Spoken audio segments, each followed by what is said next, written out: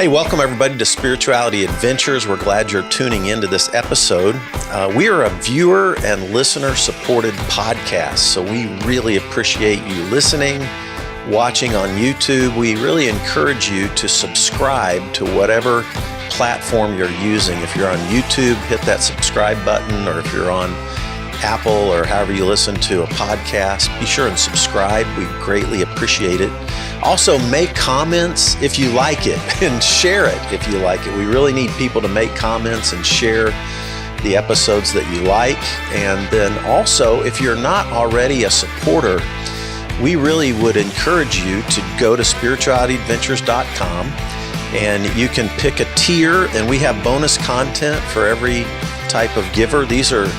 This is a nonprofit, so they're tax-deductible donations, but we do provide bonus content for those who are supporters. So be a part of the team, help support Spirituality Adventures, and we're so glad you're tuning into this episode. Hey, everybody. Welcome to Spirituality Adventures. Thanks for tuning into this episode.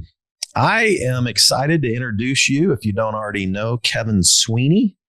Kevin and I met through a common friend, Rod Colburn, probably knew of each other a couple of years ago, but then met in person just a month ago at Rod Colburn's home at an event that we called a rooftop event. And there were probably, 30, 40, 50 people? Yeah, 35, 40-ish, maybe a little more. And definitely some influencers in this new space of progressive mysticism, or whatever we want to call it. But Kevin has a book that we're going to talk about today that I want to recommend. I just got through it. Thank you for sending me a copy of it. You know, before the intro's over, I have to make a confession. Like, I didn't send that. Well, somebody sent it to me. I don't know how you got it. Maybe it was Rod. I don't know. Literally but I'm happy you got it. Mailbox. Like just 4 days ago. And I had a cancellation today on a podcast, and I was like, well, heck, I'm going to call Kevin, because I was already thinking. Hey, you see that? You know why? You know why, Fred? Because the Lord's not done with you. I certainly thought he was done with me a while. Like, I was done with me for sure. Anyway, Making of a Mystic, and the title is My Journey with Mushrooms, My Life as a Pastor, and Why It's Okay for Everyone to Relax. And I really enjoyed reading this. And so I appreciate that. Be able to dive into this here in a minute. But before we do, Kevin, thanks for joining us on Spirituality Adventures. Yeah, great to be here. Yeah, I thoroughly enjoyed the rooftop event. Thought you did a great job as the moderator for that event. And the people that you pulled together. It was really a fun event. And I've already got some new people like Genesis B, and I've got Jonathan Merritt already scheduled in a couple for an interview. Nice. So there were some fun people there, and I enjoyed it. But yeah, let's start with just a little bit of your origin story. Where were you born? Where did you grow up? Give us a little peek into your family of origin background, your spirituality background growing up in those, your early growing up years. Yeah, I grew up in Los Angeles, California. It's an area called the San Gabriel Valley. It's like just east of downtown LA. It's like Pasadena to the top, down to like Monterey Park-ish, like the 210, if people are familiar with that area. And, you know, specifically, if you think about like origin stories of spirituality in church, I tell people, like, I grew up with a pleasant indifference towards religion, and specifically like the church and Jesus and all that. Because I went to Catholic school for second, third grade.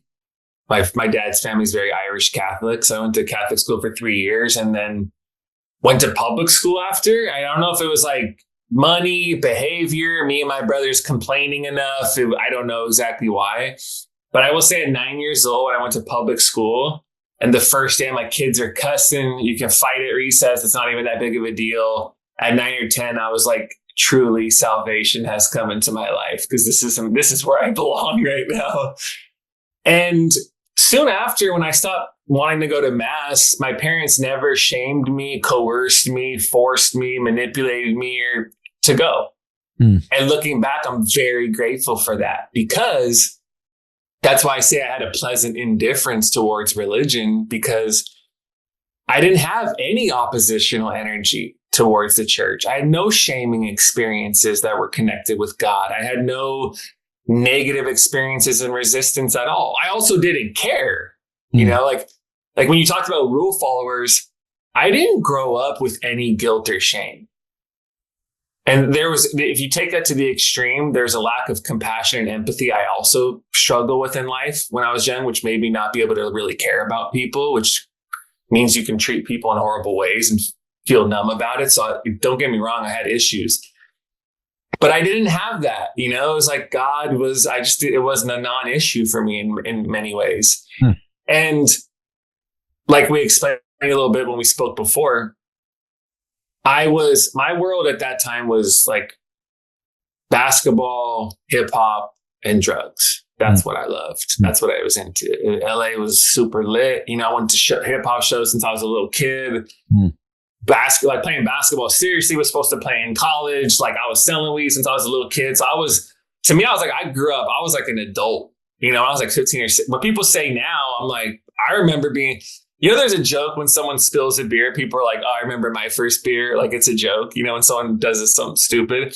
So when people are in their late 20s or something talking about psychedelics and drugs and whatever they're doing, I'm like, oh yeah, I remember being 15 too. Like that's a little inside joke I have because that's what I think about. Right. And let me ask you quick on that. Yeah, go ahead. Who were the first hip hop people that you were really into? I'm just curious. This is just me being curious. Yeah. Let's see. At 9 or 10, the first single I ever bought was an Ice Cube single called Bop Gun. I remember that to this day. The first whole album I ever listened to, not just singles we could use to buy a warehouse, but like a full album, was Warren G's, Regulate G-Funk era. Those Regulators was around that time. So it was very West Coast. And then probably 5th or 6th grade when I got introduced to Wu-Tang, because there was a very like skating and hip hop was converging in the 90s. And I did skate a little bit when I was young. So Wu-Tang just took it over the edge. That was probably the one for me that kept it going. So after that, it was everything. First show I ever went to was like Dilated Peoples, Jurassic 5, Supernats, underground stuff. So yeah, I was in that world, definitely. All right. And I think for me, what ended up happening was my own journey led me to my own existential crisis at about 17, starting at 16.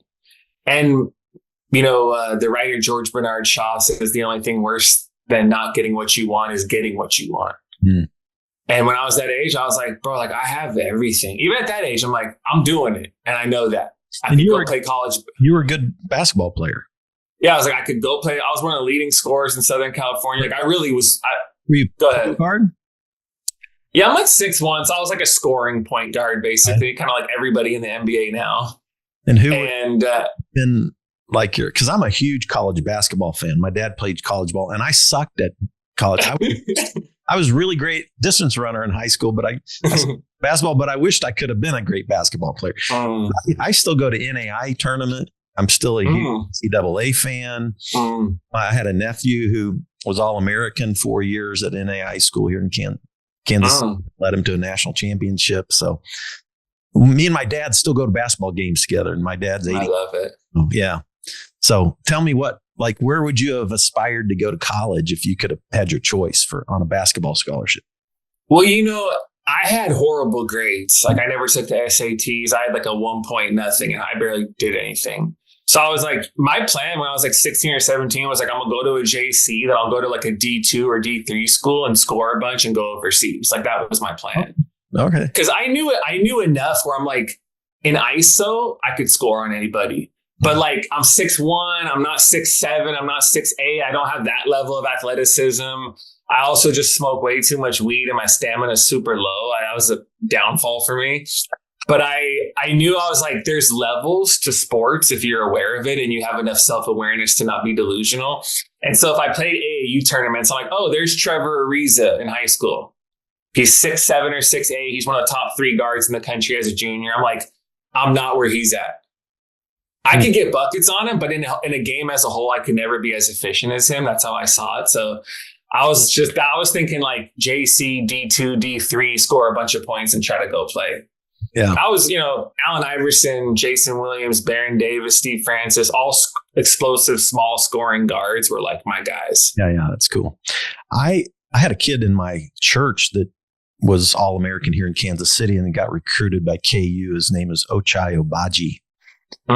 His folks and sisters and everybody went to my church. And I don't know if have you heard of him, Ochai? I just stopped paying attention to college basketball. I watched the NBA, but I just not too much college. He was drafted, I think, in first round. Nice. Yeah, just 2 years. That's sick. So, oh, wow. Yeah, just 2 years ago. But anyway. Oh, that's so cool. That's great.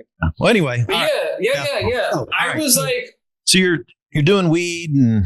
I was like, I have everything I want to do. You're not religious. You don't have guilt going. No guilt, no shame. I didn't even think about that at all. I'll get arrested the next morning, wake up and do the same thing. I didn't care at all. But I was just like, I'm so tired of this already. Like, this isn't going to save me. This isn't setting me free. I start over every day. It's one of those classical stories of you have everything and it feels like nothing.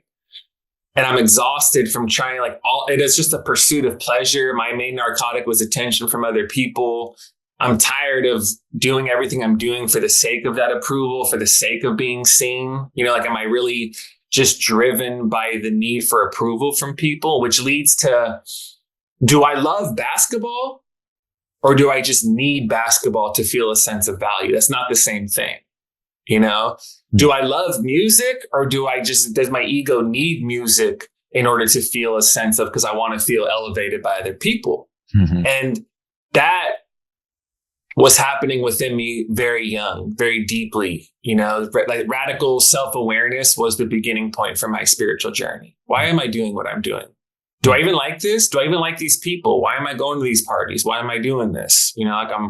I'm 17 and I'm like existentially burnt out from partying and just being around fake people and me not being real and me wondering what it is to be real, and leads to other questions. And that was the fertile ground for me for the rest of my life. And then at 18, I have this spontaneous awakening moment with God while I was on mushrooms that completely reoriented my life, and I would argue rewired my brain and also altered my consciousness almost instantaneously.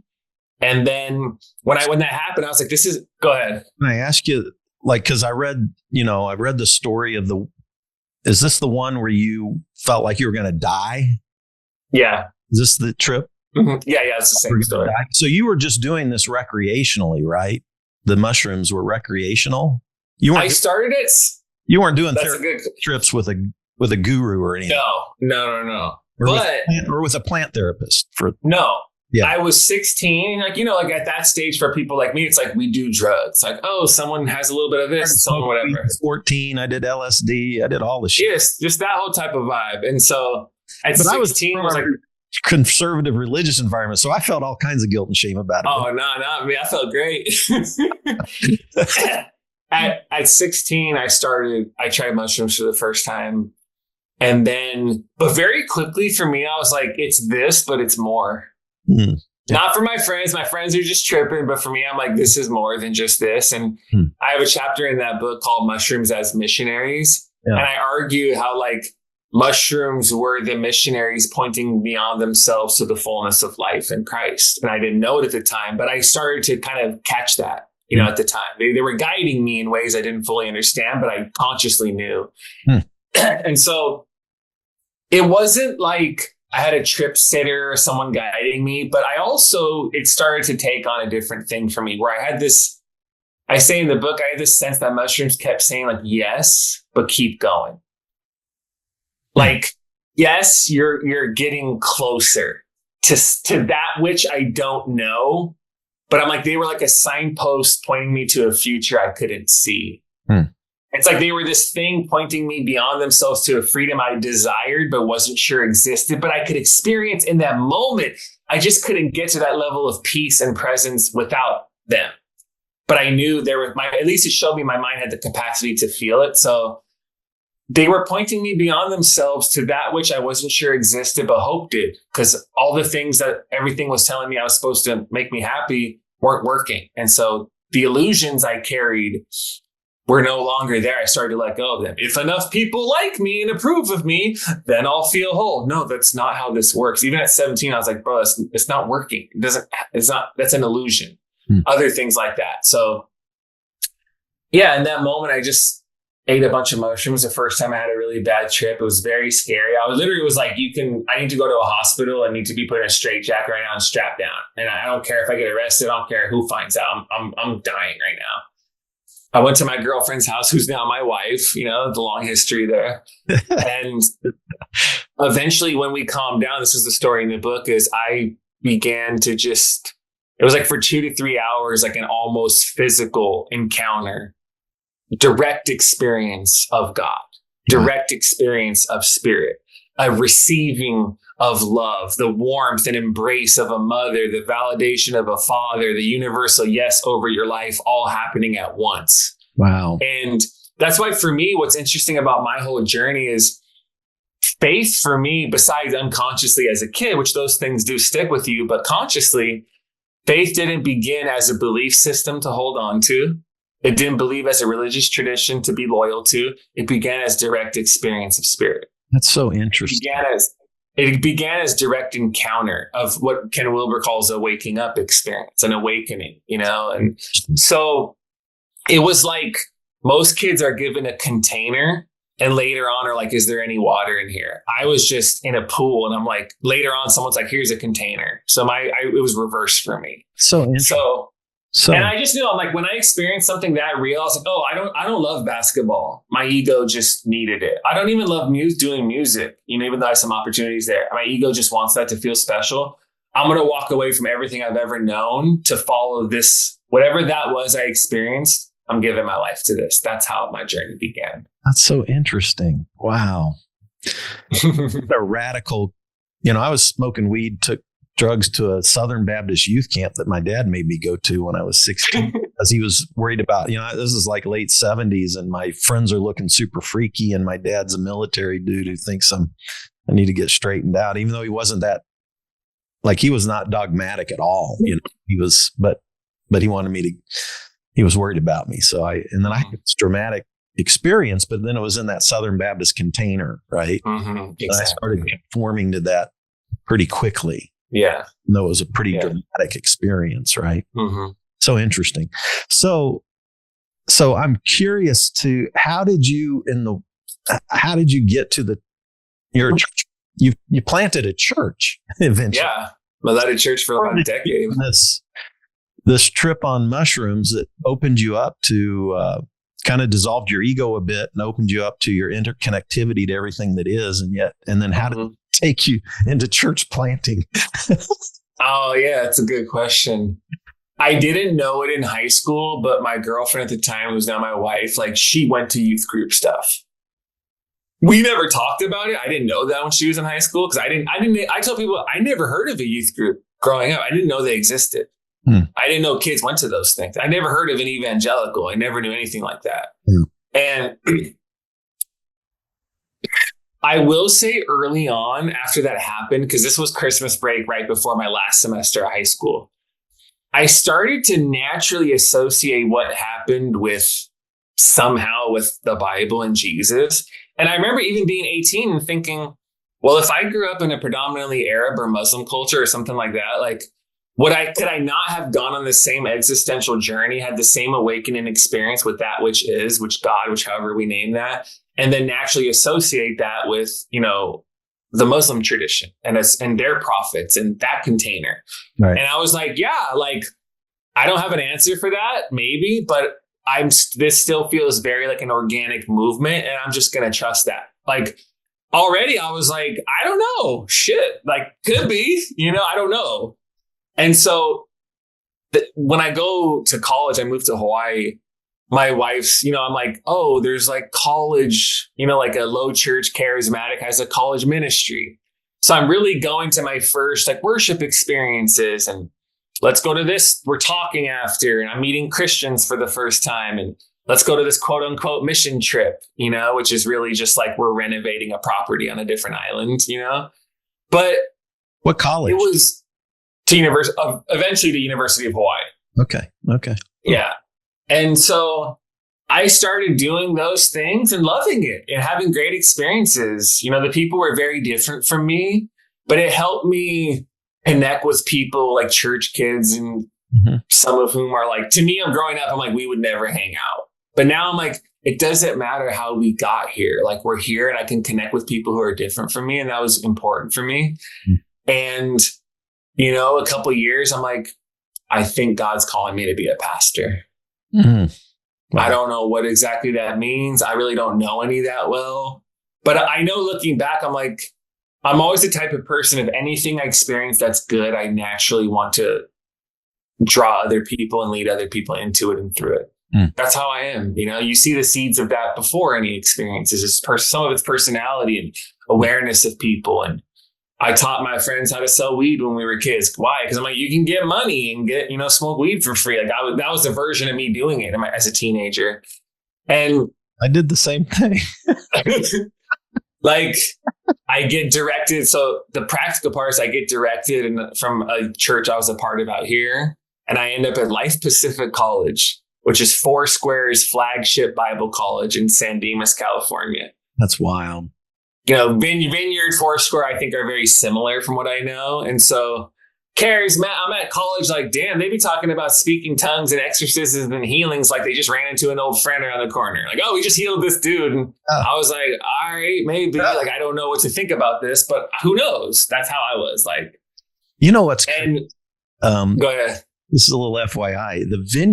The guy that was the most influential in the Vineyard, in the early days of the Vineyard, this is Jesus movement, Jesus freak stuff, in the late 60s, early 70s, and influential in Calvary Chapel and in Hope Church was Lonnie Frisbee. Mm-hmm. Yeah, I know a story. Lonnie came to Jesus on an LSD trip, and he was a closeted gay alcoholic who, married a woman and tried to hide it his whole life. But he had he had extraordinary gifts when it came to the Spirit and helping be a conduit for experiencing the Spirit in the Jesus movement, and was not very dogmatic about any of it ever. It was the leaders after him that started putting it into a really tight container. Yeah. Lonnie never fit into that container. And when I was reading your story, I was automatically thinking about Lonnie, you know what I mean? And there's a great documentary that came out I think it's called Lonnie Frisbee, the Hippie Preacher. And anyway, it's out there floating around somewhere. But anyway. Yeah, no, his story's amazing. I love his story. And also like how he was written out of the history books of like Calvary Chapel and et cetera, but his story is amazing. There's some identities like in that documentary, Frisbee, they're talking about hippies coming to Jesus or whatever. And one guy's like, all I know is I took acid, I laid on the ground, I got up 4 hours later and I was a Christian. I was like, yeah, that makes sense to me. That's what made me think of you. It was those kind of stories. Yeah. That's why I'm like, yeah, I get that.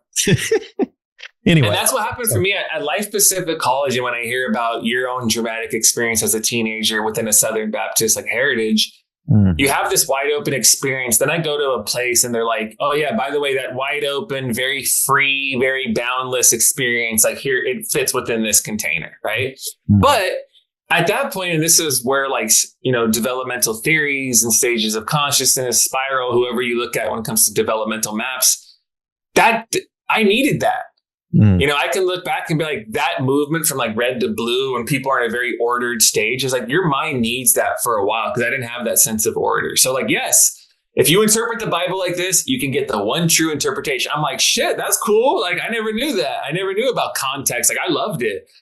But it just didn't take me that long to go beyond their framework. I loved it and appreciated it. But within 2 to 3 years of being at the Bible college, I started reading all the emergent people back in the 2007, 8-ish, 9-ish. Tony Jones, Doug, Brian. Now I'm reading N.T. Wright. Now I'm reading Walter Brueggemann. Now I'm reading Philosophical Hermeneutics and Caputo and Peter Rollins and all of them. Then when I went to Fuller, I went to Fuller Theological Seminary after. I was studying Black and Womanist theology back in, this is like 2000, 9 through 12, I was there. So 2010, I took an intro Black theology class, loved it.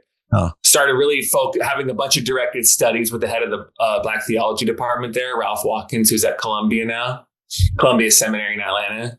And he's the man. He's still my friend to this day. He just read it because my third book's coming out. So he just read it and gave me some edits on it. But I was just like, this is cool. And these people are great people. But whatever I'm doing and whatever I sense is that God is and the church and all this is beyond what is here. And it's great for what it is, but it's also limited. And I have some legitimate critiques of it. So I think, Fred, like a gift and a privilege from my own life for many reasons, whether it's being a straight white male in the US without the resistance that comes from not being that, not having church hurt and trauma, I could evolve through stages of faith without the same kind of resistance other people have, because changing my perspective of God was never for me losing God. I was like, you just change. Yeah. I'm like, the mythic literal version of God that's given in evangelical churches, when that dies, people think God dies and their relationship with the church dies and their social life dies. And I get all that because it's true. It's all interwoven. For me, it wasn't. Dude, I was 57 5 years ago. I mean, I'm 63. So 5-6 years ago, I went through that kind of deep, dark deconstruction of my own faith that you're describing right now, and literally felt like passive suicide type. I wanted to die. I was so embarrassed of my own failures and I questioned everything I ever believed in. It felt like the death of God to me, literally. Exactly. Yeah, like experientially, exactly. And it's painful, like painful. Wouldn't wish it on anybody. And when I hear your story, I'm like going, damn, that sounds so much kinder and nicer. And I'm also not the type who, like, some people who are, there's no judgment, but like who are more impulsive.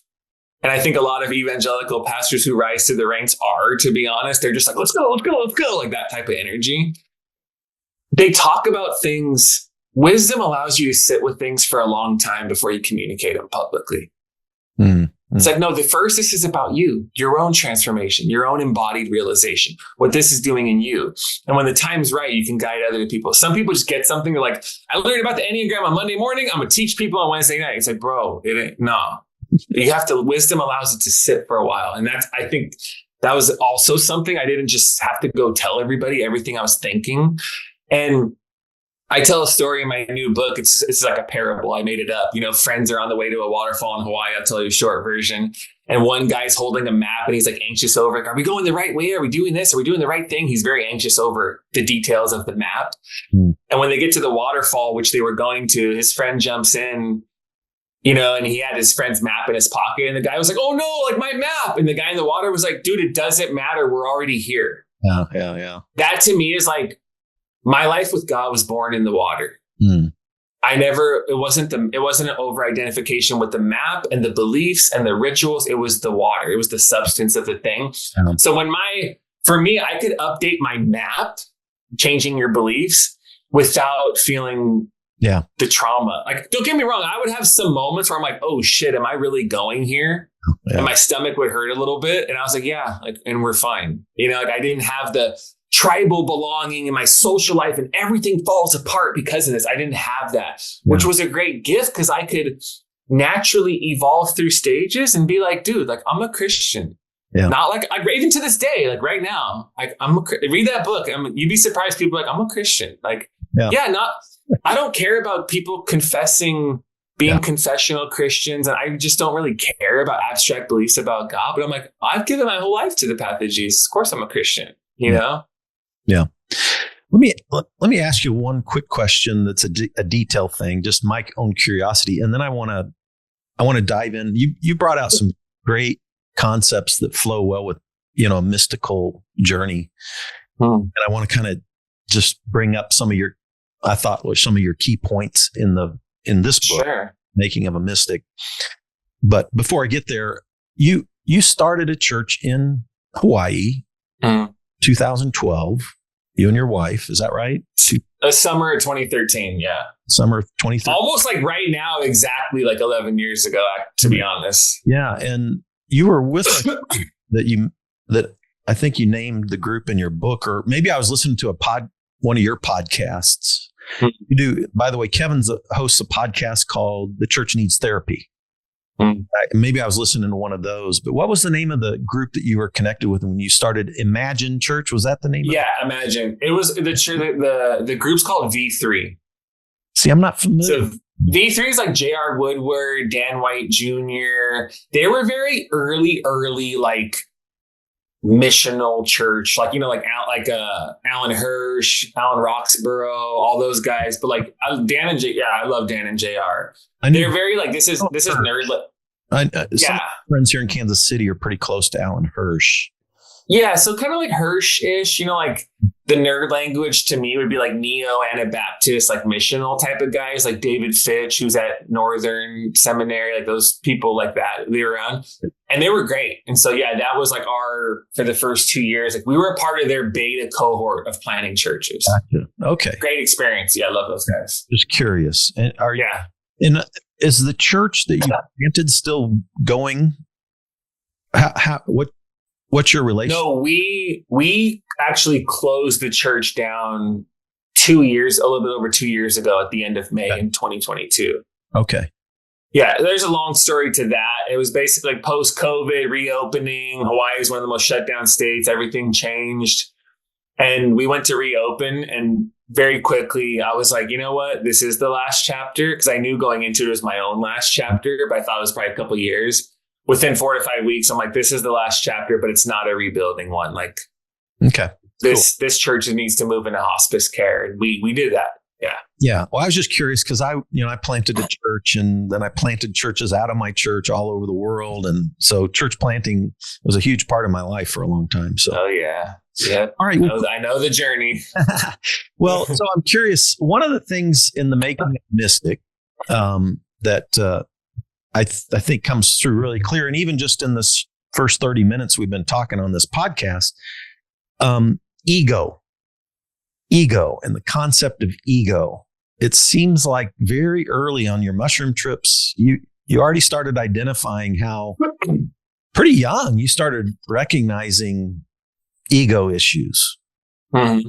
Talk about ego a little bit from your perspective and how you've thought about that in terms of the making of a mystic.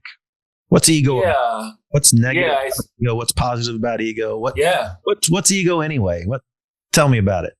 Yeah, that's a good question. Within the perennial tradition, within the Christian mystical tradition, another term people use for the ego is like your false self. So I think Thomas Merton, using that language, Richard Rohr continuing that tradition very profoundly.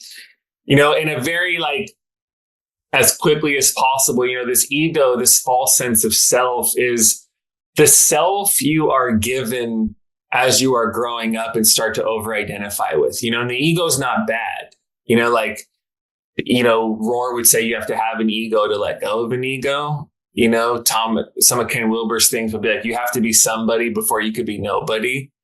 So that's a healthy thing for a child growing up, is developing a good, strong sense of the ego and a sense of yourself. So there's a healthy part to it in the first half of your life, in the earlier stages. But I think when people offer a critique of it and talk about ego, it's like your ego is your false self, your separate sense of self. It's a self that has no strong foundation in and of itself. It's a self that actually isn't anything substantive at all. It's a self that looks to others for the sake of approval. It's the self that over-identifies with roles for the sake of meaning. It's a self that over-identifies with positions for a sense of security. So it is a very, very shaky, insecure, fragile self whose life is defined by external factors: success, approval, am I liked, am I respected, all of those types of things. So your ego drives you to do things that you may not love, but yourself thinks you need for a sense of security, a false sense of love, etc. So even for me, looking back, when I was playing sports and doing music, it was like, do I love this? Or does my ego and does this part of me just need this to feel good or valued or like I'm anything? Yeah, like I don't really want to do this. A part of me just needs this. Oh, so for me, freedom is not getting more of the thing my ego needs. Freedom for me is transcending that need in and of itself. That's the thing that's getting in the way. So I think your ego, when we call it your false self, is just this separate sense of self that doesn't know who it truly is and only knows who it is in the eyes of others around them. So that's one way for me to start talking about it. And when Ken Wilber talks about shadow work, like in his big book, Religion of Tomorrow, there's a lot of sections in there on shadow work. Is that the work that we do around our ego, or is it different? I think they're connected, but it's definitely not the same thing. You know, when Carl Jung or Wilber, or anybody in that psychoanalytic tradition is talking about your shadow on a popular level in the most simple form, like your shadow is any part of you where things exist outside of the light and awareness of your own consciousness. And we do that growing up without realizing it.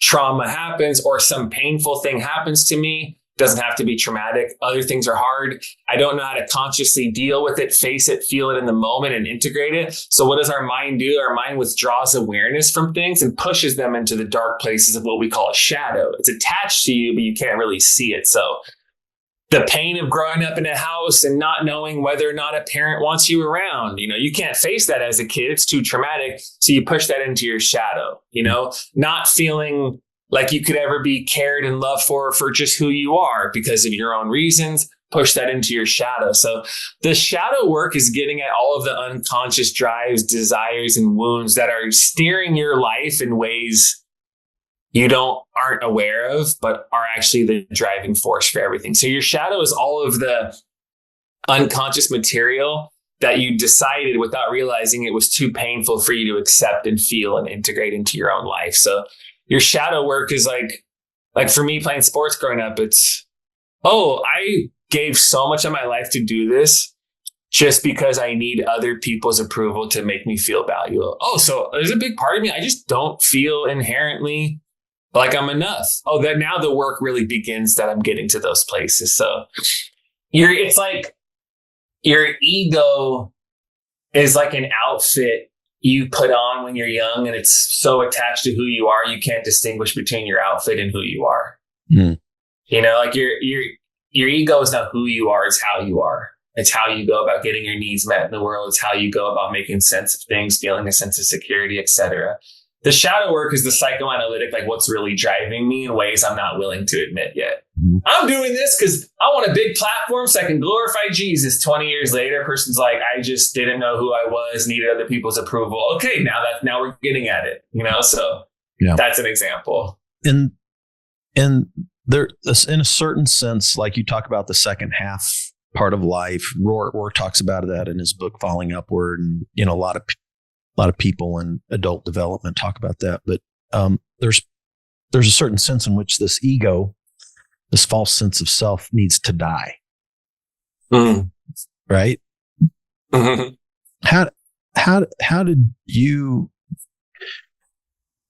that work out in your own life? That death scenario. Yeah, even though, you know, dying to your ego is a language even I use as well. Your ego never truly is dead. Yeah. But mine is. It just has. For sure. No, it's impossible. That's not how things work. Your ego. I've had the shit beat out of it, but yeah, it still seems to kick around a little bit, you know? Yeah. Your ego, like dying to your ego is actually just your ego being decentered more and more. Or like a lot of good evangelical sermons, you know, it's being dethroned, right? Who's sitting on the throne? Is it God, love, the space that opens up when you have direct experience of God within you? And the ego never actually dies. You know, it's 100,000 deaths along the way. But really, if you could see my hands, like there's a big circle. Instead of being at the center, driving your life, like driving your decision making, driving everything, it's decentered and pushed to the edges. And it no longer, spiritual growth in one sense is your ego no longer is in the driver's seat all the time. It sneaks back in there. You're like, damn it. You know, like the great inner spiritual teacher whose work I love, Mirabai Starr. She's, says, you know, the ego, or I forget if she says ego or false self, but the ego is a practical joke you keep falling for. Right. So somebody says something that kind of offends you because they don't realize it's rude. Like as a pastor, you deal with all types of weird little things. You're like, that was so offensive and rude. You don't even realize it when people say stuff to you. And now the ego's on the edges of my life being like, I felt some sort of a rise in my chest when they said like a warm energy of offense right here. And the ego wants to move back to the center and be like, let's defend ourselves, or let's put them down. Let's get passive aggressive. Let's withhold love from them. Let's kick them out, or whatever it is. Your ego needs to defend itself because it doesn't feel foundationally secure. Spiritual growth is, I can feel that part of me that wants to do that. But because it's no longer at the center, I have enough inner spaciousness to be like, oh, that's just a little part of my ego that still wants people to think I'm great. No, we don't have to do that anymore. Like, growth means we don't have to defend ourselves all the time. We're good, you know, but the human journey is sometimes you don't realize it. All of a sudden it's back on the throne, so to speak. And now you're defending yourself again. And afterwards you're like, dude, we don't need to do that anymore. And that's a part of growth is it has less and less power over you. It has less and less role at the center. It's further and further to the edges. So I think dying is actually just a further decentering process. Yeah, good. And then you speak in a couple of chapters, I think, about non-dual thinking. And talk to me a little bit about what that's meant to you and your journey. How is non-dual thinking played out in your spiritual journey? Why is that important? Yeah. Another great living mystic, Cynthia Bourgeault, talks about the non-dual, and she says it's the capacity to sense the whole pattern as a single unified field. The whole pattern of life. Before any labels, distinctions, judgments, differentiation, analyzing of parts, the entire pattern of reality is taken into the self and participated in as one thing. So before it's many, it's one. Before it's in parts, it's directly experienced as a whole. And before it's explained to others, it's embraced by you as one thing without excluding anything. Ken Wilber almost named this newest book, Making Room for Everything, which I love. And I wish I had that as a title, but he said he almost did it. So now it can't. Because the non-dual can take in the entire, I'm looking out my big window, seeing a bunch of the island right now. Those who are watching us, the camera over there, it's on the 37th floor. And tell people where you're at and then pan over there real quick. We'll take it. Yeah, because people can see it. Yeah. So 37th floor, it's like downtown Honolulu over there. There's a harbor right there. The ocean's out there, the Waianae Mountain Range in the background. So I can see a lot of the island from up here where I'm at right now. That's great. Beautiful. All right. And so even when the majority of time I spend in silence and meditation is right here, right? Looking out this horizon from my bedroom. And I think about the non-dual as like the capacity before the labels, before the judgments, to actually experientially receive the whole as a unified whole. You let it all arise exactly as it is without needing to parcel it up, ration it out, or withdraw your awareness and reject any of it. You accept the whole. Like right now, I live in a beautiful place. My family's in a great place after church, which, like for for me to make it through church planning and close it, and for my wife and I to be in a good place, like that's one thing I value a lot because it's not easy to do because you just go through so much, to be honest. Yeah. So I'm like, family's in a good place. Surf last night, firing, great. And also there's a genocide happening right now. And also there's people I love who are probably or maybe still dealing with addiction and people still suffering and etc. The non-dual allows all of that to arise with the same level of welcoming and embrace. Our ego and our mind wants to welcome the good parts of it and reject the bad parts. The non-dual self, the non-dual mind allows all of it to arise exactly as it is, to be embraced within our own arms, so to speak, and let it arise as one thing. Like the mind is able to allow reality to be exactly what it is right now. without needing to withdraw awareness from any part of it or exclude any part of it or change any part of it or justify or fix any part of it. It just is what it is. This is why I tell people, for the mystic can practice one of the most purest forms of acceptance. Everything just is. I write about that in the book. For me, like the gospel for me is like, everything just is, and it's okay. It doesn't mean everything's good. It doesn't mean everything is good, but everything as a whole is somehow okay. That is the non-dual mind and the unique offering of the mystic, of like, somehow we can let all of this arise exactly as it is and be what it is. You know, like I say in the book, you have to allow reality to hit you in all of its truth, with all of its beauty and with all of its ugliness and pain, and learn how to just let it be. And that doesn't mean you stop working for healing. It doesn't mean you stop caring. It doesn't mean you don't have compassion, but you begin with a pure acceptance of what is. So now the healing work is born out of a place of acceptance and compassion, and not the ego's need to fix things to be okay. Yeah. That is not the same thing. Yeah. Good differentiations. In the recovery world, we talk about accepting life on life's terms. Exactly. Which is another, and, you know, honestly, my definition of God now would just be reality itself, existence itself. And God is sort of the metaphor that we use to talk about that reality. I think that, radical acceptance of what is, you know, in the recovery world, we pray that famous prayer about, God, help me to, recognize the things that I can't change, things that I can't change the things I can, and the wisdom to know the difference, that old recovery prayer. Grant me, I will say, grant me the wisdom to accept the things I can't change, the courage to change the things I can, and the wisdom to know the difference. And that's so good. And, as a Jesus person, as a Christian, people go through changes and language becomes a lot more complex, right? What do we name things? How do we do that? I'm like, cool, I'm a Christian. I don't care what language people use, but I'm like, yeah, I'm a Christian. Great. I love it. And when we talk about the non-dual, like the story of Jesus, like how many times should we forgive, whoever says it to him, I forget all the details of all the stories, but how many times should we forgive people who wrong us, essentially? 7 times 77. Yeah. Which I would say, there's one radical reading of that as Jesus is saying, like, every time somebody wrongs you or something's wrong, you need to forgive them, which, by the way, is already a radical teaching, especially thousands of years ago. And to me, I would say the mystical seeing of that and the non-dual seeing of that radicalizes it even more and says, it's not just forgive every individual every time they wrong you. The mystic spans back and says, you have to forgive reality itself for being what it is.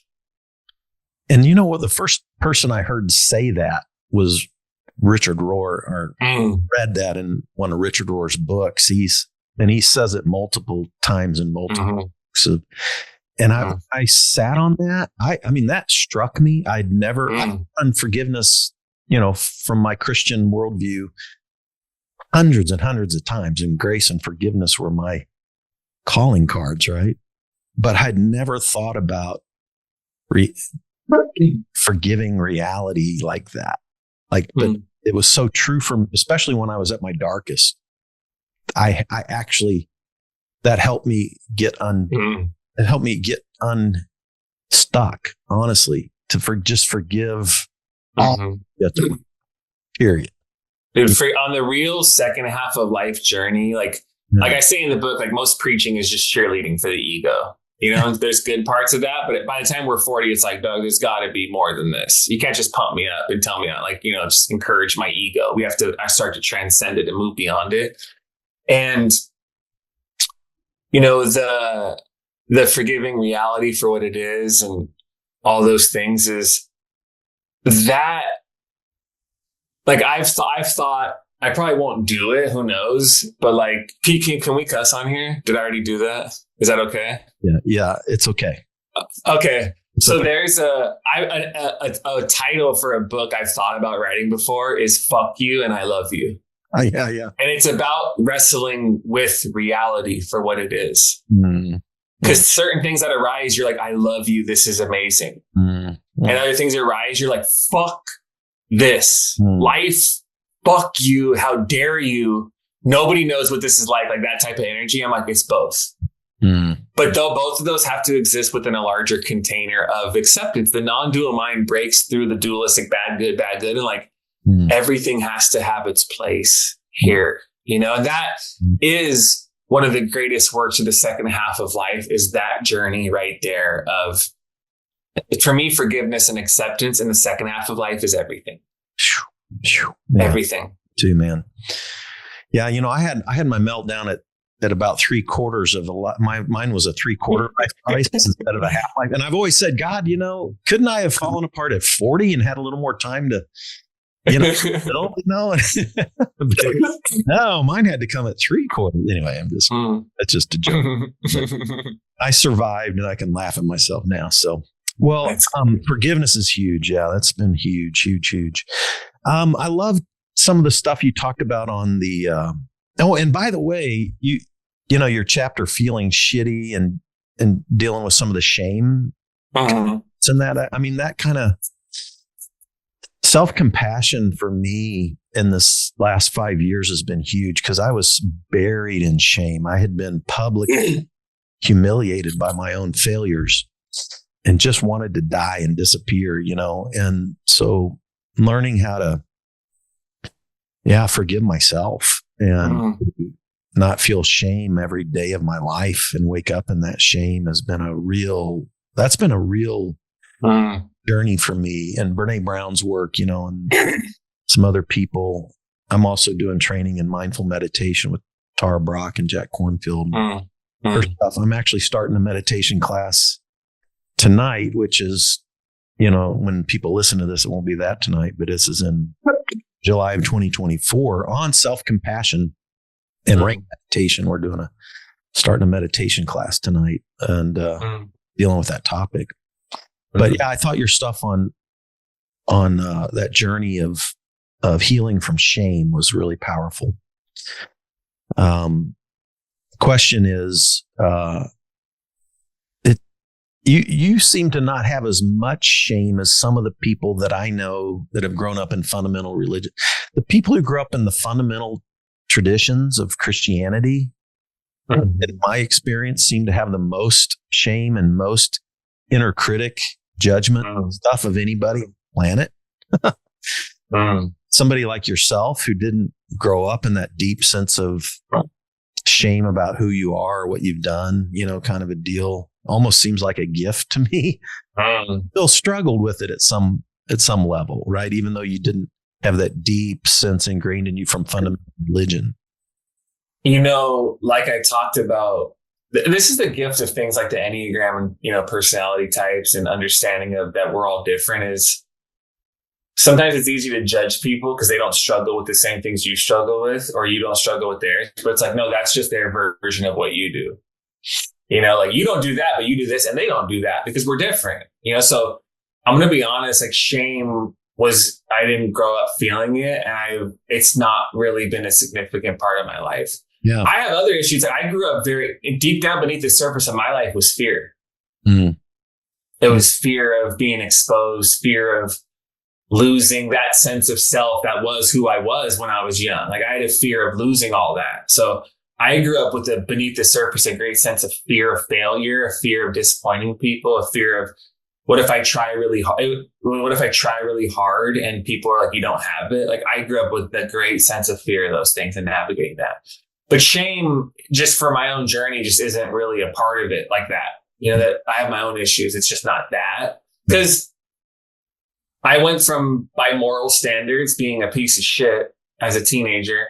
And then all of a sudden, I have a spontaneous awakening moment with God, which is pure unconditional love. I'm like, oh, none of the love here has anything to do with performance.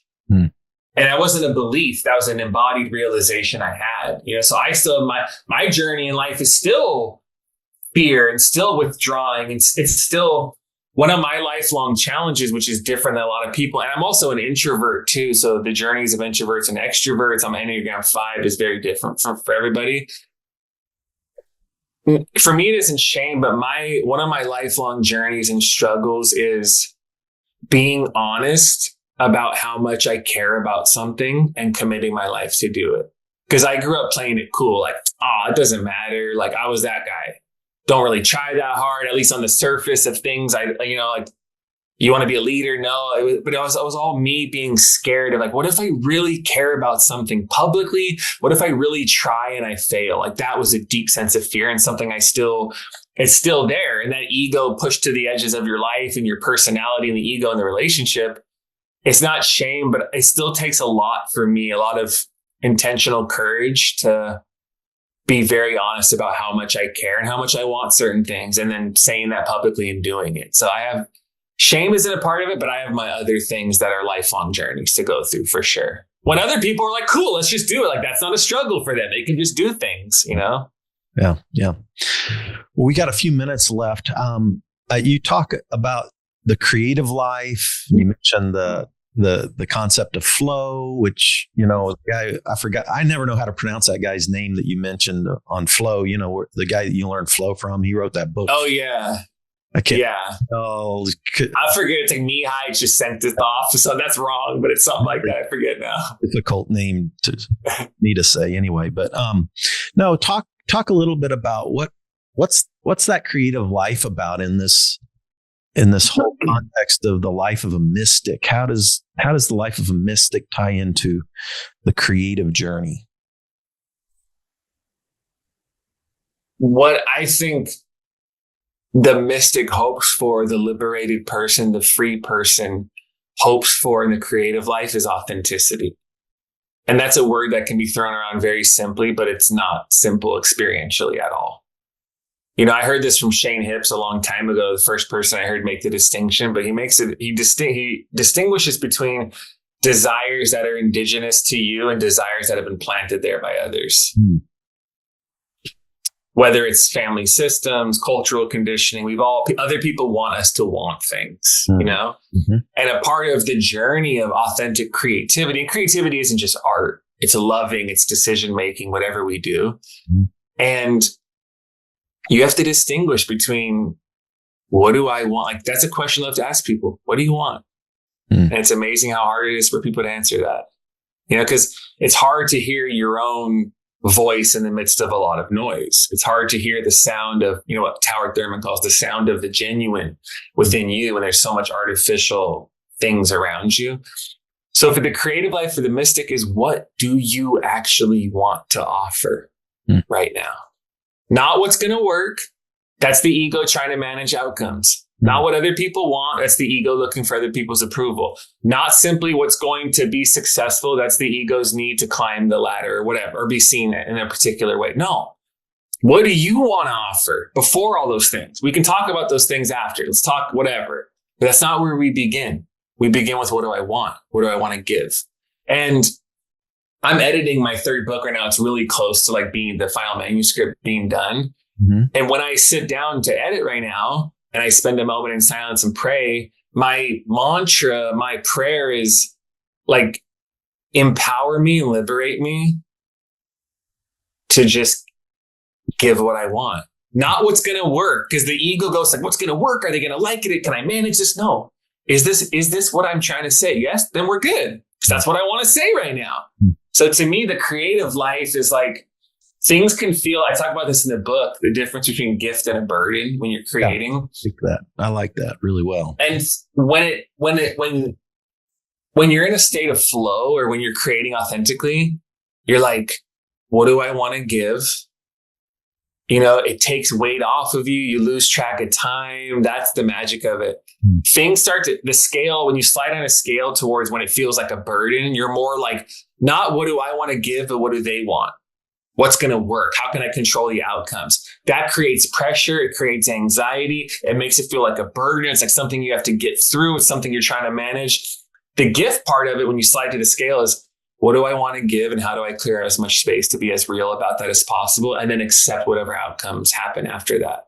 That's a whole different way of creating. The mystic creating is, what do I want to give? That's why I think about someone like Rob Bell, for people who follow along his journey, like pastor, writer, Now he's like painting and stuff. And I think someone who has a conventional imagination would be like, I don't get it.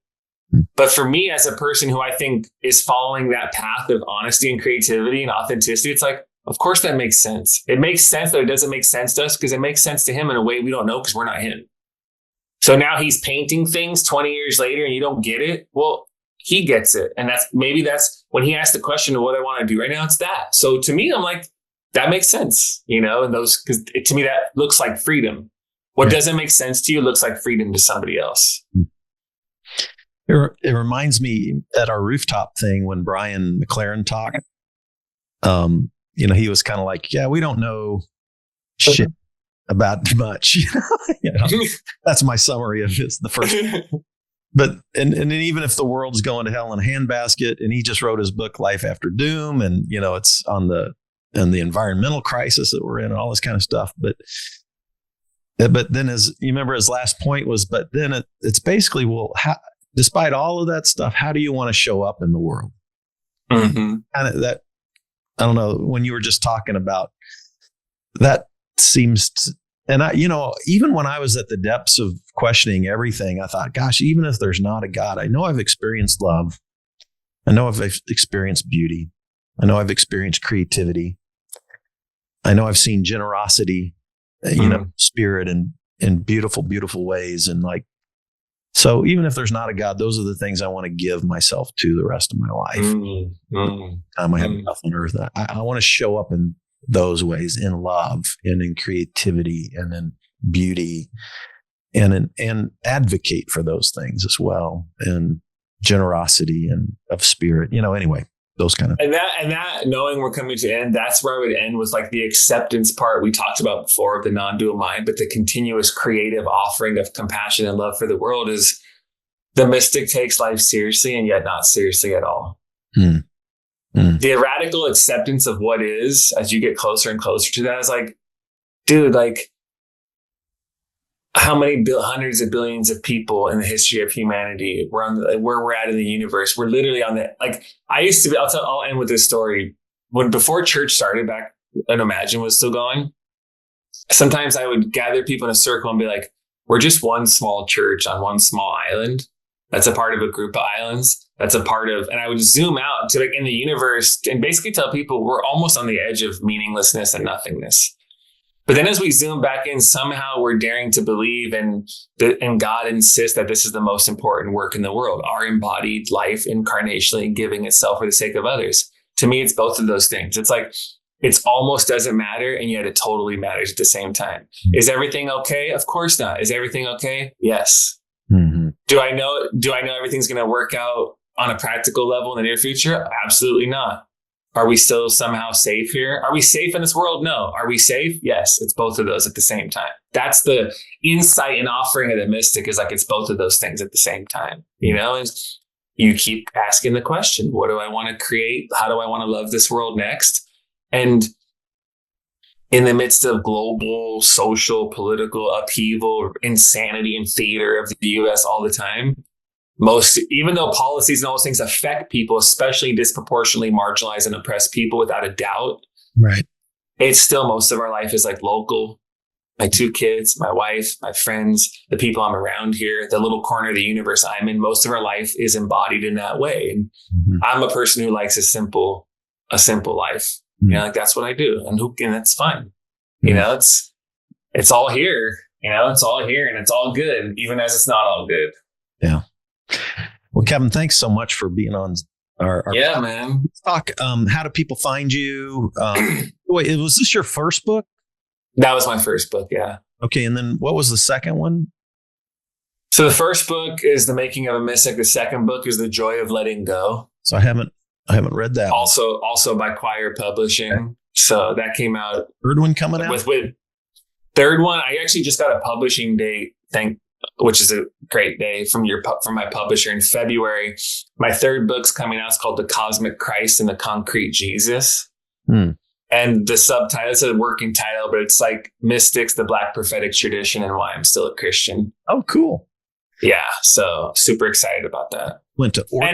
I just went to OrtCon last week in Wyoming with Tom Ord, and I had dinner with Adam Clark. who teaches Black theology at Xavier University. I don't know if you're familiar with Adam Clark. Yeah, he does a lot of stuff with Tripp at Homebrewed. Yeah. I'm more like old school, like first, second wave Black theology and womanist theology of like back to Cone, Kelly Brown Douglas, and all of them. And yeah, but that's who Adam Clark studied with, was James Cone. Cone's the man. Yeah. Anyway, cool stuff. So how do they find you? Your website, that kind of thing. Yeah, website is kevinsweeneynow.com. It's, books, stuff that I do now to catch up. My Instagram before was at Kevin Sweeney 1, but it just got hacked and deleted before that New York event, which was a nightmare. So now it's Kevin Sweeney Now. Okay. Which, yes, was an ordeal and I'm still dealing with. So Kevin Sweeney Now, podcast, The Church Needs Therapy. So yeah, Instagram, website stuff is probably the best. My publisher's Choir Publishing, Quoir. Yeah. Who I love. Great people. Keith Giles, Matt. I say his name wrong. It's DiStefano or DiStefano. I don't know how to say it right. So please forgive me, Matt, if you ever come across this. But yeah, they're leading choir now. They took over in that role, I think, the beginning of last year. And yeah, choir, it's exciting. Super happy to be connected with them. I might have you connect me with. I'm finishing up a memoir, getting it edited right now, and then gonna try to. And choir's someone that some people have recommended to me. I don't know. Yeah. Hey, if you want any advice to do that, please don't hesitate. Yeah, you bet. All right, man. Well, thank you. Yeah. Appreciate it. No, this was great, man. Thanks for having me. I appreciate it. And thanks for joining us at Spirituality Adventures. Thanks everybody for tuning in, and we will see you next time. Yes, sir. Hey, you made it to the end. Thanks for listening all the way through on this episode. By the way, if you're not already a supporter, go to spiritualityadventures.com, sign up for one of our monthly supports, and you will receive our bonus content. You'll receive lots of interesting information about our guests. Many of our musicians will do special bonus songs and record a song. So I want to encourage you to do that. Thanks for listening. Thanks for watching. Be sure and subscribe. Be sure and share any of the episodes that you like. And be sure and make comments if you like them as well. This helps us get Spirituality Adventures out there to more listeners, more watchers. So whatever platform you're using, subscribe, like, share, make comments, and go to our website, sign up for our team, and be a part of the team support. Thank you so much, and we'll see you next time.